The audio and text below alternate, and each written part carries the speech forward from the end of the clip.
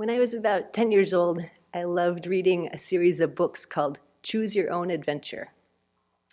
Each book is written from a second-person point of view, where you go on a big adventure, and at the end of the chapter, you have to make a decision about how to proceed. Based on your decisions, you either continue through the book and come to a happy ending, or your decisions lead to some misfortune and the story ends. After reading several of these books, I learned that often the choice that seemed the easiest and most obvious and common was actually the choice that led to a dead end and misfortune. The choice that seemed less intuitive and was the harder path led to a better result. In many ways, that is what practicing the Dharma is like. It's not intuitive, and it's very much against going against what appears to be easy. Another way I used to read these books was to cheat and to look at the end of the book to see what decisions needed to be made to get to the happy ending, which I'm realizing is similar to really trusting what the Buddha taught and seeing how what he laid out a path of how to get, that he laid out a path for how to get out of this state of suffering that we all find ourselves in. This part of the path is huge. Just realizing that it is possible to be free from all this confusion is a huge step forward, and one that I have been coming back to again and again. To trust and believe that there is something much more to this life than just my confused mind chasing temporary pleasures is a big relief and inspiration. It is also something that I want to continually deepen my understanding of and my faith in, and to actually follow the path that has been clearly laid out. In the Ethiopian language, Amharic, there's a phrase that I learned to use that was very helpful in many situations. Yichalal, it is possible. This could be used in the form of a question, Yichalal, as in, is it possible? And the response would be, Yichalal, it is possible. Or, Aichalim, it is not possible. This phrase has been coming up in my mind a lot lately because it's so simple. Yichalal, it is possible. Following this path is possible. Transforming my mind is possible. Learning how to overcome the afflictions is possible. And working to shift my view away from just thinking about myself to thinking about others is possible. Another aspect that I'm working on is not only believing that it is possible, but believing that I am capable. This is a huge step that really makes me analyze and question a lot of the false beliefs and self-doubts that I hold about myself. Last winter, during the meditation on the Buddha retreat, Venerable Shodron said that the mantra Muni Muni Maha Muniya Soha could be translated as meaning capable, capable. To see that I am capable to transform my mind into something so beyond my current imagination is hugely inspiring.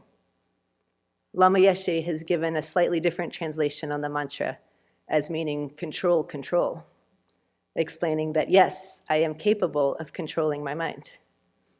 Often it doesn't feel like this is true though.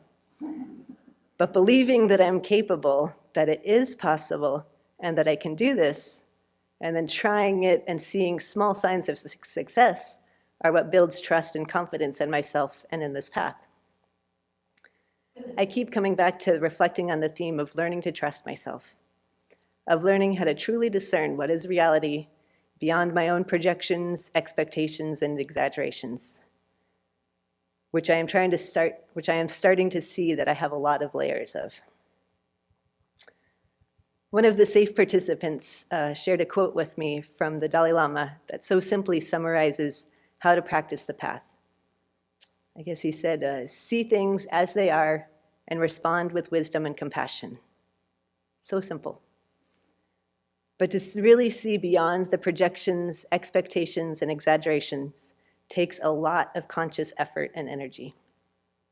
It means teasing apart things to see what is true and what is not, and it's not easy. The layers of fog and confusion are pretty dang thick in my mind.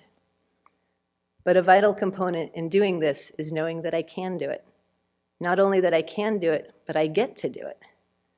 I get to be an active participant in this adventure.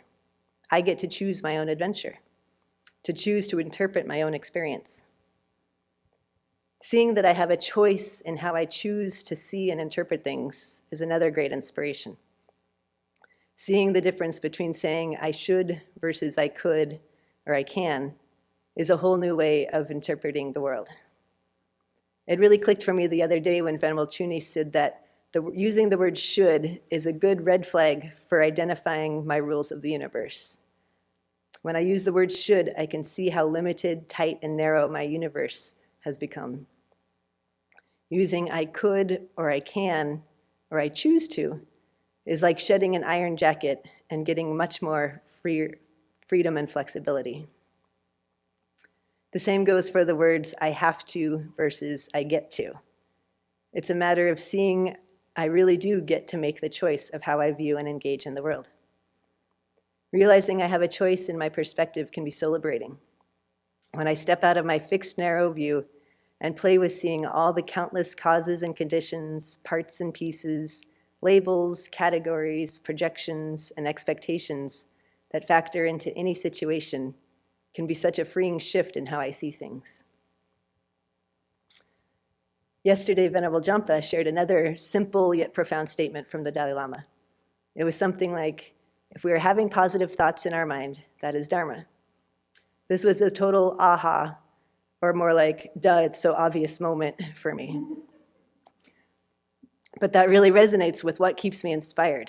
Cultivating all the virtuous qualities such as love, compassion, joy, and generosity feels good. If I'm not in a positive state of mind, then somehow I'm confused and afflicted, and it's my choice of how to reinterpret the situation. This idea fits a phrase that someone shared this summer that's also been helpful. It is, I can choose Dharma or I can choose drama. It is my choice if I want to cultivate a positive, realistic view of things or get caught up in the million different confused and habitual stories that I tell myself that cause so much suffering. This sounds simple, but it certainly isn't easy, especially if I've been believing in these stories for a long time and have a long habit of following them. It's like climbing into one of those dark tubed water slides that before I know it, I'm getting swept down into a whirlpool of oh so familiar stories that lead nowhere but a dead end, and usually a lot of tears. But this is why having the simple trust and experience that I am capable of making a different choice can be so powerful. Even if it just means shifting my focus to something else, like reciting mantra, thinking of the blue sky, or wiggling my toes. It's a step of not getting sucked into the water slide.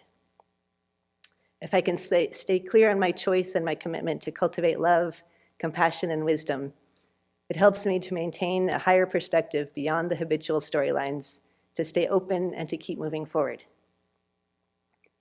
So as we continue this adventure of being confused yet precious human beings, may we grow our confidence in really seeing that awakening is possible, that we are fully capable, and that we can choose to see things from a positive and realistic perspective in each moment.